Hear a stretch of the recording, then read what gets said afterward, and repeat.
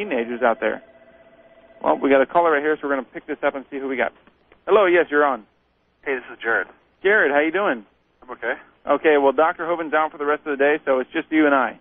Oh, man, I was hoping to ask him a question before he left. Oh, well. I'm sorry. That's okay. I can argue with you if you want. Okay, we can try that. What's up?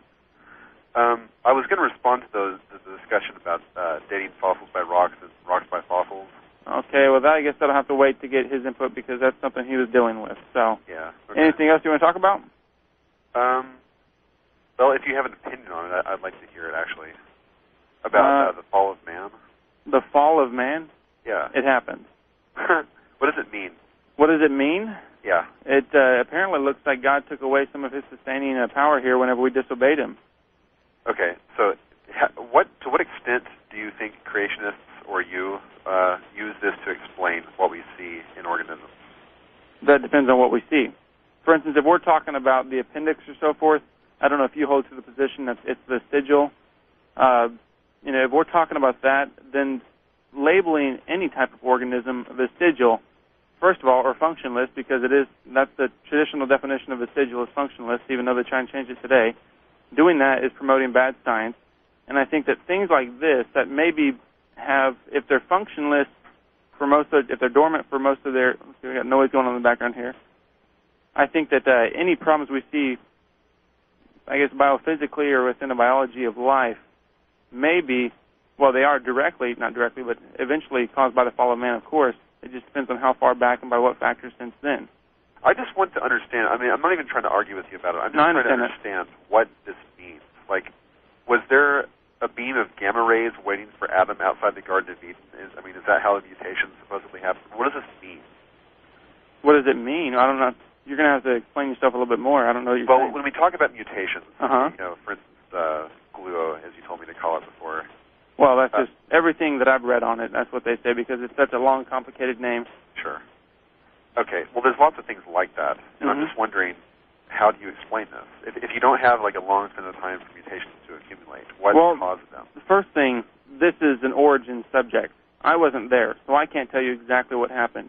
And anybody who says they can tell you exactly what happened, I would call a fool. If you can claim to tell me exactly what happened 50 million years ago, I'd say, well, that's a foolish thought. Exactly. And so I can't tell you exactly what happened. I don't know exactly what happened. I just know what the Bible says, and I just know that today what we see problems with man. It is explicable. It's explainable. Yeah, I'm not really asking for an exact explanation. I just want... Well, you're asking what happened. I'm telling you. I don't know exactly what happened. Just any kind of general, even just basic explanation of why these things would have happened. I still don't, because man fell. I don't know exactly what happened. That's what I'm telling you. But what does that mean to you? What does it mean to me? It means that we broke this covenant with God. God promised that if we ate this tree, it would it'd kill us, basically. Or not if we did, but if Adam and Eve ate of this tree, it would kill them. Dying, you shall die. It's actually kind of funny because God told Adam it would kill him that day, and it didn't. Well, if you look at, and of course I don't speak Hebrew or Greek, but all the text that I've read on it says phrase, there is dying, you shall die. And so they already had the spiritual separation. They were kicked out of the presence of God from the garden, and they also started to, well, of course their eyes were open, and they started noticing physical things. The earth sprung forth thorns and thistles and things like that. So, of course, it is a physical as well as a spiritual implication thing. So it's exactly right when God said, dying, you shall die, or in the day you eat thereof, you shall surely die. So are you saying it's a mistranslation to say that you would die that day? No, I don't think it's a mistranslation. I think it's fantastic. You just have to look at it in the context as what it was originally written as. I speak Portuguese, English, and Russian, a little bit of Russian, and some sign language, and I know that it's very difficult always to get exactly your point across in everything. There's always, like I said before, you and I come from a low-context perspective here. You can't just look at one verse and say, okay, he said you're going to die in this day, therefore it has to mean exactly this, physical death, plop over dead, and stink like a rotten tomato.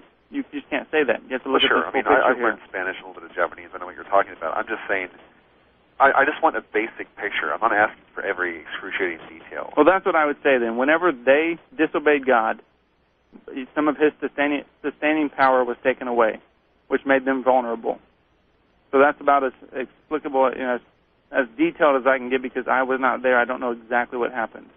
But we're talking about changes in DNA across all different kinds of organisms, things that get broken, that don't function correctly, etc. Yeah. Transposons,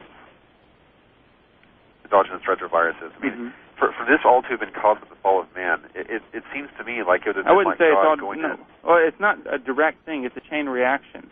I mean, it didn't just all... Once Adam and Eve ate of that fruit, they weren't just pumped full of endogenous retroviruses. That's not what I'm saying. These things, it takes place, just like, AIDS didn't pop up until... AIDS didn't exist as soon as they ate from that tree. Things happen as a chain. It's a recursive thing.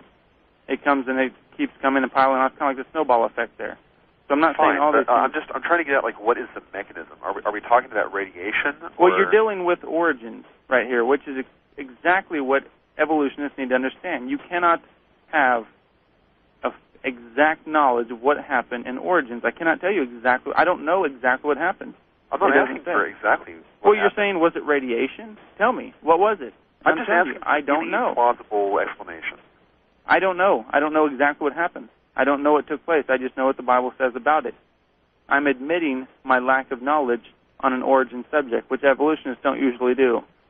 Well, here's the thing. If you look at an evolutionist explanation of this, what they would say is that given all this time and the fact that we know that mutations happen every generation, like if you have kids, your kids are going to have mutations. Of course.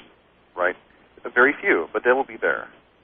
And if you have a lot of time to accumulate those mutations, that is a very plausible explanation for why certain things get broken or work or change or whatever.